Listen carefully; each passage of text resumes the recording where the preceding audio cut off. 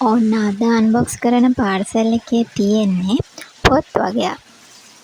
හොඳට පාර්සල් කරලා එවලා තියෙනවා. අපි මේක කපලා බලමු පොත් ටික මොනවද කියලා ඇතුලේ තියෙන්නේ. මේක මට ඕනේ කරන පොත් වගයක් නෙමෙයි මගේ යාළුවෙක්ගේ. බාහිර උපාධි කරන්න ඉන්න කෙනෙකුට මේ පොත් ටික මොනවද කියලා දැනගන්න එක උදව්වක් වෙයි. මේක ශාස්ත්‍රවේදී සාමාන්‍ය බාහිර උපාධියට ඕන කරන පොත් ටික. මේ පොත් ටික ඕන වෙන්නේ 3 වෙනි අධ්‍යයන වර්ෂයේදී කටපාඩම් කරගන්න.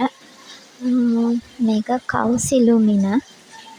ඊළඟට තියෙනවා පරකුම්බා සිරිත. ඊළඟට තියෙනවා බෝනික්කි ගෙදර. අනිත් පොත සීගිරි ගිය. ඊළඟට ගුත්තිල කාව්‍ය, පුංචි පලිඟු රෑන, හිරු දහස,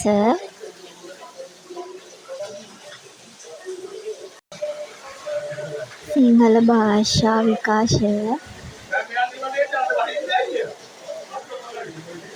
චෙරි උයන. ඔන්න ඔය පොත් ටික තමා මෙතන පොත් 10ක් තියෙනවා. මේවා ඕන වෙන්නේ සිංහල කරන අයටයි නාට්‍ය හා රංග කලා විෂය කරන අයට. ඉතින් බාහිර උපාධි මේ විෂයන් කරන්න ඉන්නවා නම් මේ පොත් කටපාඩම් කරන්න වෙනවා කියලා හිත හදාගෙනම පටන් ගන්න වෙනවා.